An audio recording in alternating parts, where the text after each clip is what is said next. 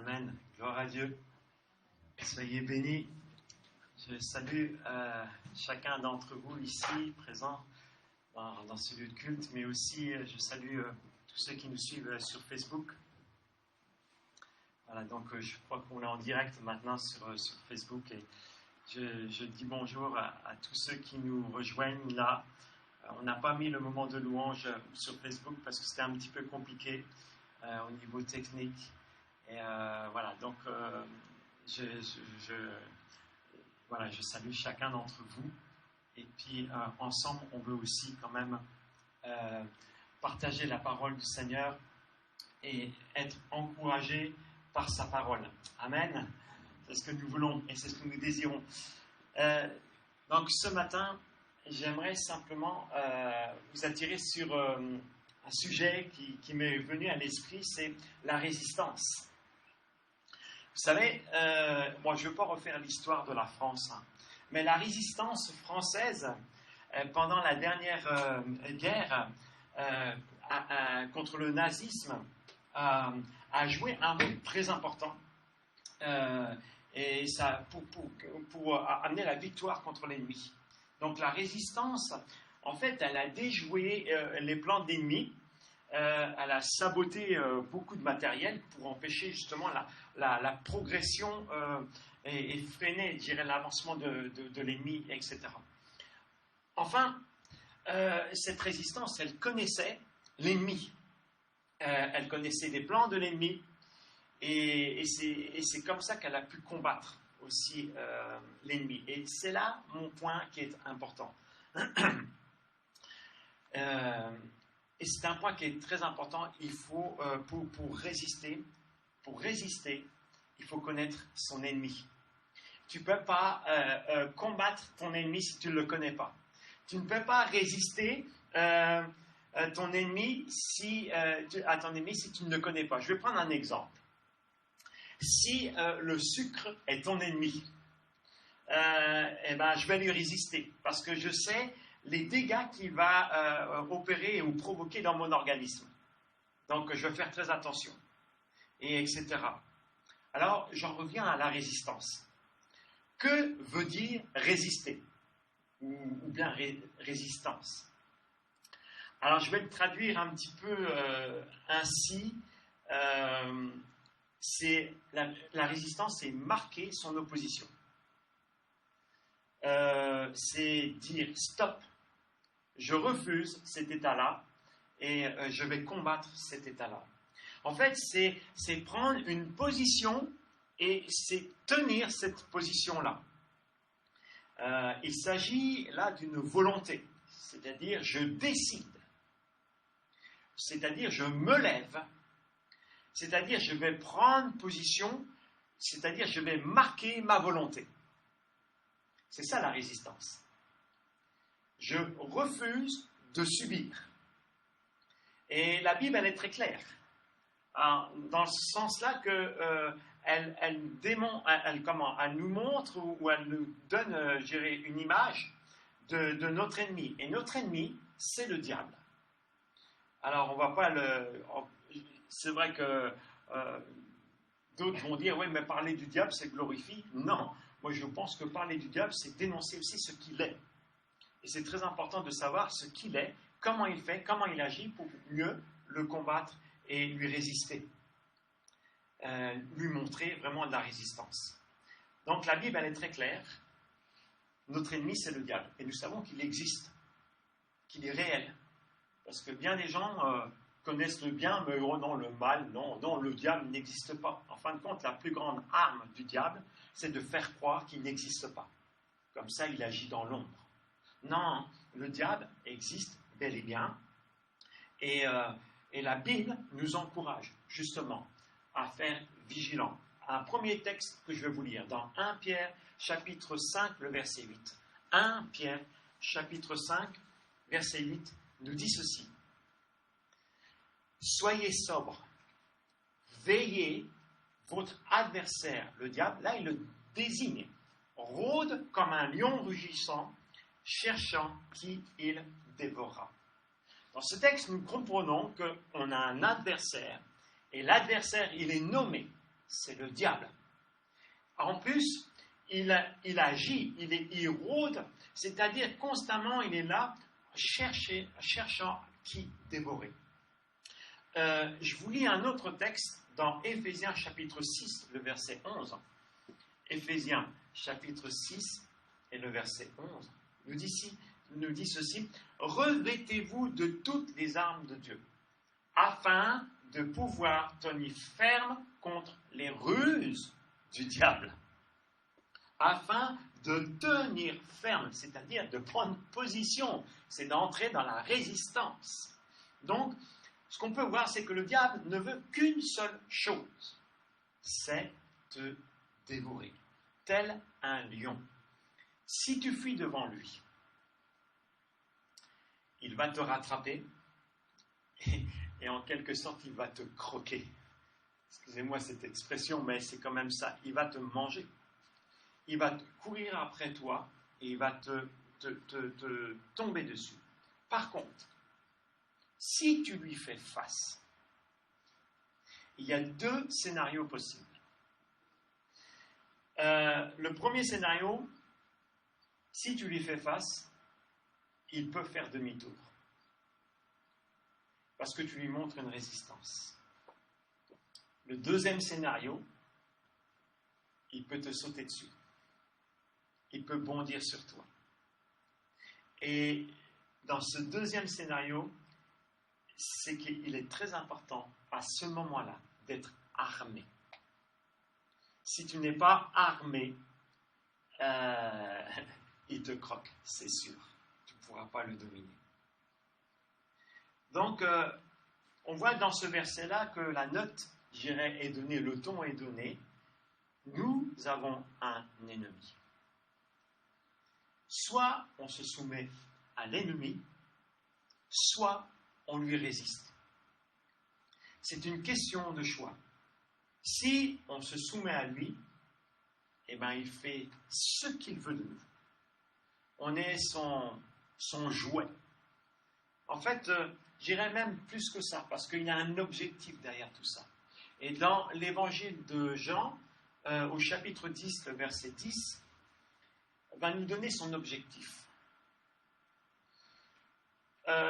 Il dit ceci dans Jean 10, 10, le voleur ne vient que pour dérober, égorger et détruire.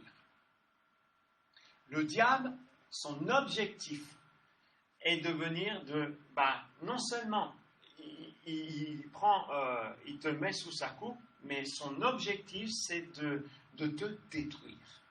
C'est ça, son objectif. C'est de te dérober. C'est un voleur. Donc il va prendre ce que tu as. Tout ce que tu as. Il va le prendre. Que ce soit ta santé, il est capable de prendre ta santé. Que ce soit tes biens, il est capable de prendre tes biens. Que ce soit ta famille, il est capable de prendre ta famille. Il veut tout prendre.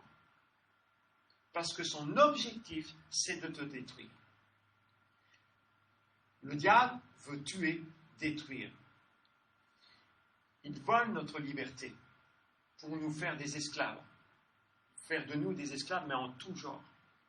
Ou bien, je dis bien, ou bien, on lui résiste. Et c'est ce que Dieu, à travers sa parole, c'est-à-dire à travers la Bible, nous enseigne et surtout nous encourage à lui résister. Dans Jacques, l'épître de Jacques, chapitre 4, verset 7, nous dit ceci: soumettez-vous donc à Dieu, résistez au diable. Alors, et ensuite il dit, et il fuira loin de vous.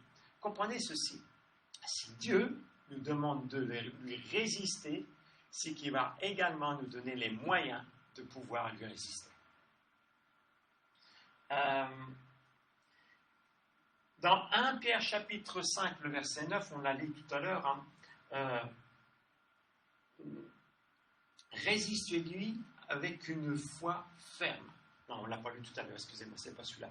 Résistez-lui, 1 Pierre 5, verset 9, résistez-lui avec une foi ferme, sachant que les mêmes souffrances sont imposées à vos frères dans le monde. Résistez avec une foi ferme, c'est-à-dire qu'on ne doute pas dans ce que nous croyons, dans ce que nous professons à travers la parole de Dieu. Et dans Éphésiens chapitre 6, le verset 11, nous dit aussi « Revêtez-vous de toutes les armes de Dieu, afin de pouvoir tenir ferme contre les ruses du diable. » C'est tellement important de comprendre cela. Parce que le diable, il est rusé. Il a une stratégie. Il a un plan. Et il fait tout pour le mettre en œuvre et en action. Donc, en fait, dans tout cela, c'est que on voit que on ne se bat pas les mains vides. Il nous dit, revêtez-vous de toutes les armes de Dieu. Alors ça, c'est sûr, dans Éphésiens, il nous parle justement de revêtir les armes. Mais je vais vous lire un autre verset parce que je ne l'ai pas noté, mais qui est important aussi. Parce qu'on peut gagner des victoires. Est-ce que je l'ai noté plus loin? On peut gagner des victoires, on peut remporter des victoires, et à un moment donné, le diable peut encore nous séduire et nous faire tomber. C'est dans Éphésiens, chapitre 6, et je crois que c'est le verset 13. Je regarde.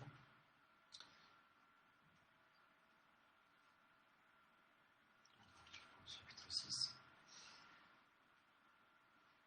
Et ce verset est très important. Il dit ceci, « C'est pourquoi prenez toutes les armes de Dieu afin de pouvoir résister dans les mauvais jours et de tenir ferme après avoir tout surmonté. » Ça veut dire qu'à un moment donné dans notre vie, il faut vraiment tenir la garde. On ne combat pas les mains vides. On ne va pas combattre sans armes. Dieu nous donne les armes. C'est un équipement. On ne va jamais voir quelqu'un partir à la guerre les mains dans les poches. C'est évident. Il est armé. Et puis, en plus de ça, on a notre emblème. On a notre écusson, si je peux dire ainsi. C'est la croix. On habite ici à Bar-sur-Aube. À côté de Bar-sur-Aube, il y a la Colombey des deux églises, et puis il y a la croix de Lorraine, ce qui est l'emblème de la victoire contre l'ennemi. Mais nous, notre emblème, c'est la croix. C'est ça. Cette croix qui a vaincu l'ennemi, qui a vaincu le pouvoir de la mort, qui l'a détrôné justement. Et c'est la victoire de Jésus-Christ. Cette victoire qui nous libère justement de l'emprise du diable, de l'emprise de la mort, à cause de la résurrection de Jésus-Christ. Donc on peut être fier d'arborer cet emblème, ce signe de notre liberté. Jésus est notre victoire. Et dans Romains chapitre 8, le verset 37 nous dit « Mais en toutes ces choses, nous sommes plus que vainqueurs par celui qui nous a aimés. » Nous sommes plus que vainqueurs. Comprenez ceci, nous partons bien en guerre. On part en guerre pas en espérant gagner la guerre. Mais on part en guerre parce qu'elle est déjà gagnée. Cette guerre, elle est déjà gagnée.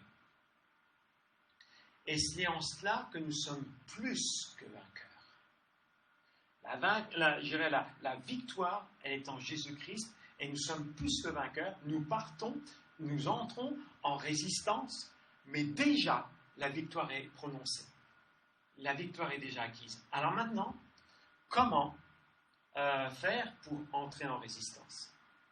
C'est ça la question. Déjà, la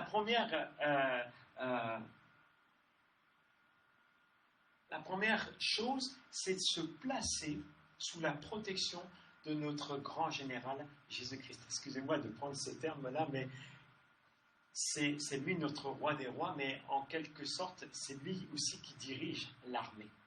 Et on pourrait le considérer comme un général. Pourquoi? Dans Matthieu chapitre 28, le verset 18 dit ceci. Jésus s'étant approché leur parla ainsi. Tout pouvoir m'a été donné dans le ciel et sur la terre. Tout pouvoir. Donc, s'il a tous les pouvoirs, il fait ce qu'il veut. S'il a tous les pouvoirs, il a aussi l'autorité. s'il a le pouvoir, il a la force. Donc il peut le faire. Et c'est ça qui est très important. Il dit aussi, c'est Jésus qui dit ça dans Luc chapitre 10, le verset 19. 10, verset 19 dit, « Voici, je vous ai donné le pouvoir de marcher sur les serpents et les scorpions, sur toute la puissance de l'ennemi. » Comprenez bien, sur toute la puissance de l'ennemi. On ne part pas les mains vides quand on entre en résistance contre le diable. Est-ce que vous saisissez cela? Des fois, on va dire, ouais, mais le diable, il est plus fort. Non, c'est pas lui le plus fort. C'est pas vrai. Le diable, c'est pas lui qui, même s'il a une stratégie, c'est pas lui qui a le dernier mot. C'est pas vrai.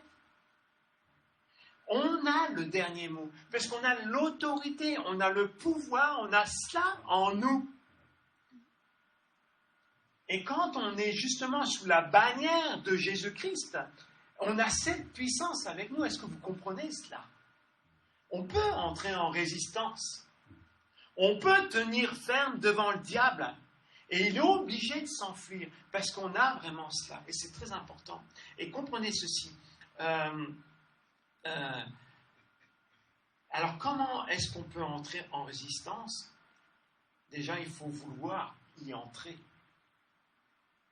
C'est important, c'est un choix.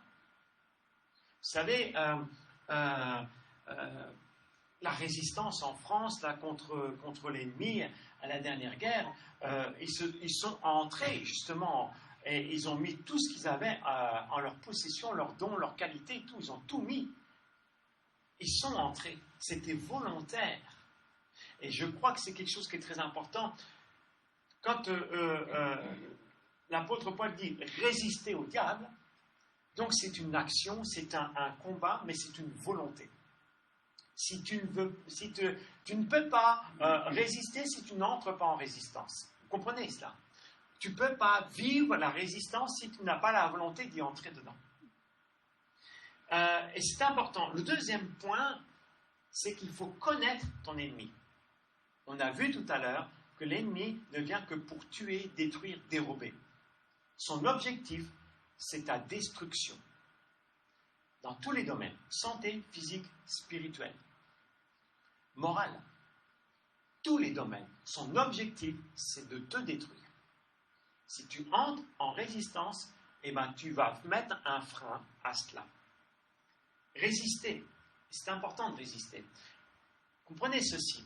La résistance a pu fonctionner parce que c'était un groupe, parce que c'était une équipe, parce que ils étaient coordonnés entre eux.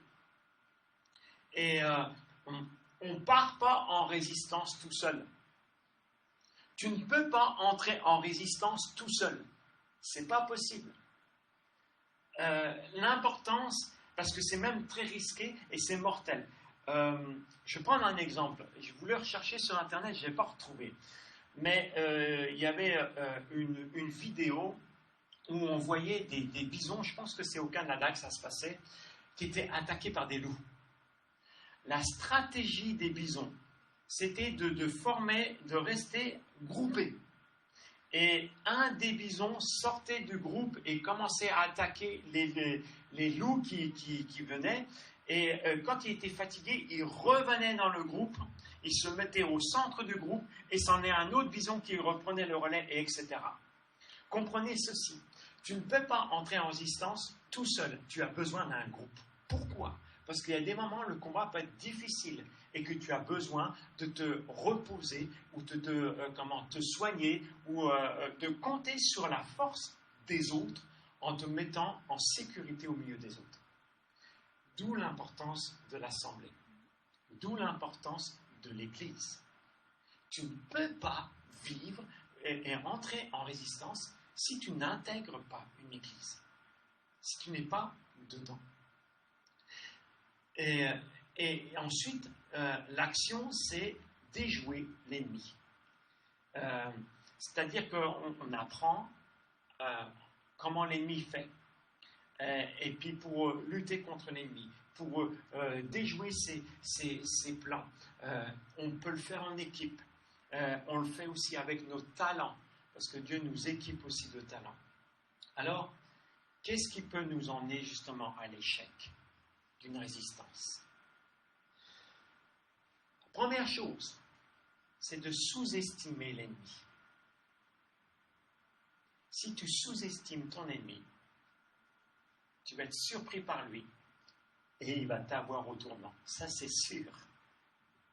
Si tu le sous-estimes, le diable est un lion qui rôde.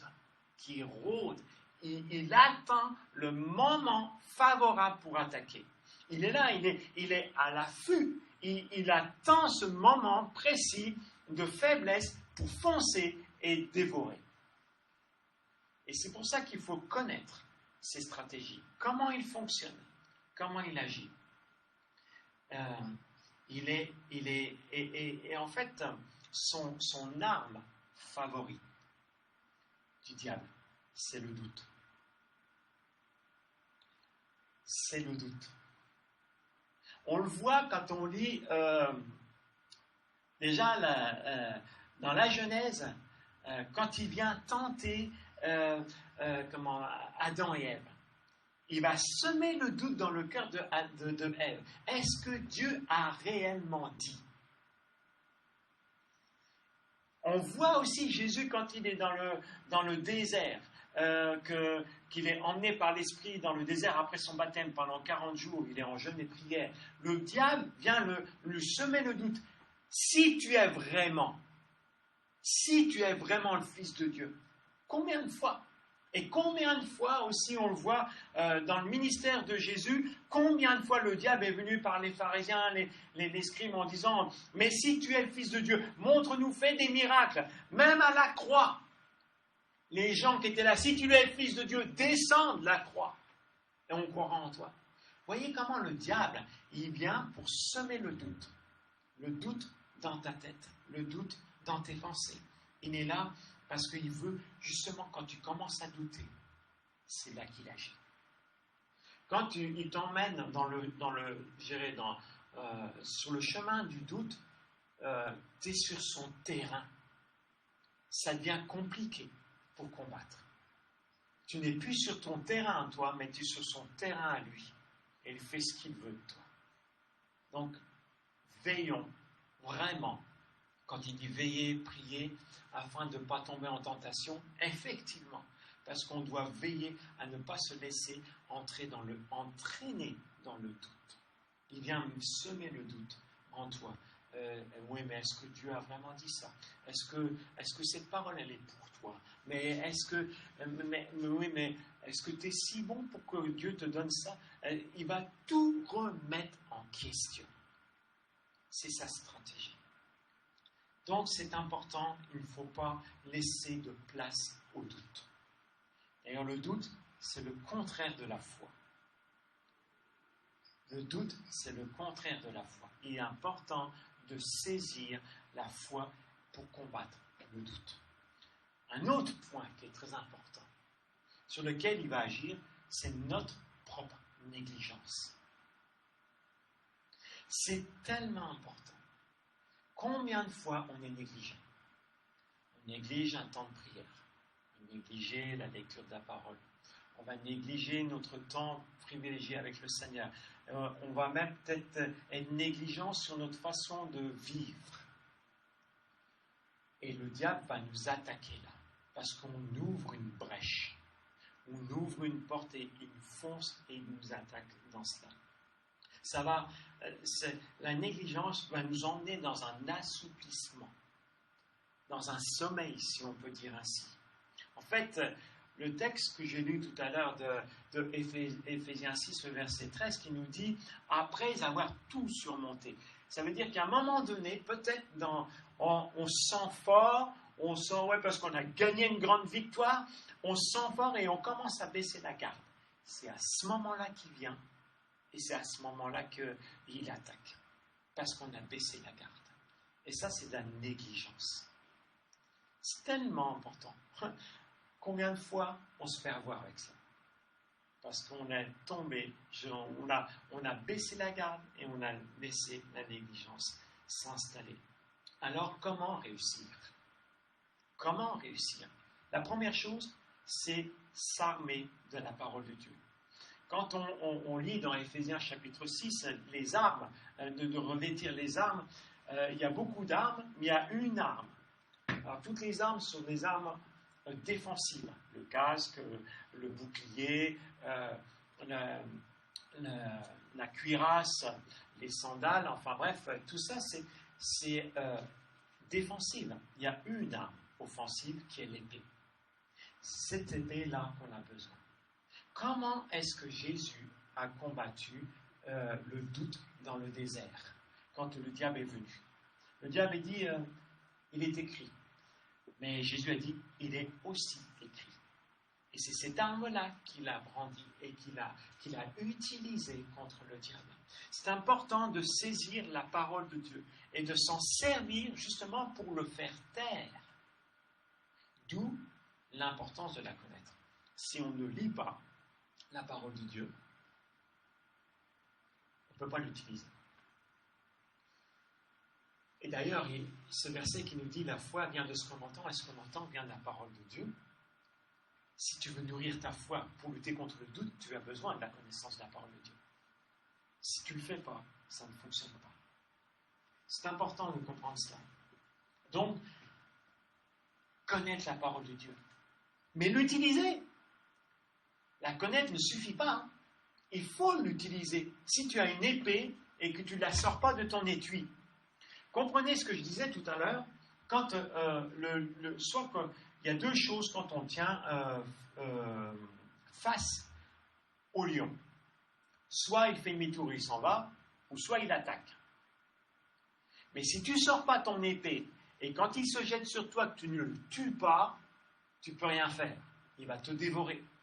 Donc c'est important justement de prendre cette épée, de l'utiliser. Si tu ne l'utilises pas, elle ne te sert à rien. Il faut mettre la parole de Dieu en pratique. Il faut prononcer les paroles. Il faut faire taire la voix du diable en disant « Mais Jésus m'a dit ça. Mais il est écrit ceci. Mais je crois cela. Mais je proclame ceci dans ma vie. » Et on le fait taire. La deuxième chose, c'est sa présence. La présence de Jésus. On a besoin de demeurer dans la présence de Dieu. Tout ce qui peut nous enlever ou nous éloigner de la présence de Dieu doit être banni dans notre vie. Il y a beaucoup de choses, le Seigneur, après, par le Saint-Esprit, va justement nous conduire, va nous aider à garder cette présence. Et ensuite, c'est de s'entourer de Jésus. C'est d'inviter Jésus vraiment et d'appeler Jésus, appel à Jésus et à par le Saint-Esprit. Pourquoi? Parce qu'il y a la puissance qui est là. Puisqu'il a tout pouvoir a été donné. Donc son pouvoir, nous pouvons l'appeler à se manifester dans notre vie. Et c'est dans cela que nous sommes plus que vainqueurs. C'est dans ce domaine-là que nous sommes plus que vainqueurs. Est-ce que vous comprenez ce que ça veut dire? Plus que vainqueur. Est-ce qu'on arrive à saisir ce que ça représente? Je suis vainqueur, quand on est vainqueur, on a gagné, voilà, formidable. Mais plus que vainqueur, ça nous emmène où? Au-delà de la victoire? Plus. C'est au-delà, au-dessus. J'essaie de comprendre ce verset, ça nous dépasse un peu. C'est entrer vraiment dans la présence de Dieu. Amen. Donc, voilà, ce matin, je voulais vraiment vous inviter à entrer dans la résistance. C'est tout le monde qui est appelé à entrer dans la résistance. Si on n'entre pas dedans, l'ennemi va prendre le dessus. C'est sûr. Il va nous manipuler, il va faire ce qu'il veut de nous. C'est pour ça qu'il nous dit résister. Résister. Et tous les versets qu'on a lus, de résister. C'est important. Parce qu'effectivement, on a une opposition. Et on doit marquer notre position face à l'ennemi.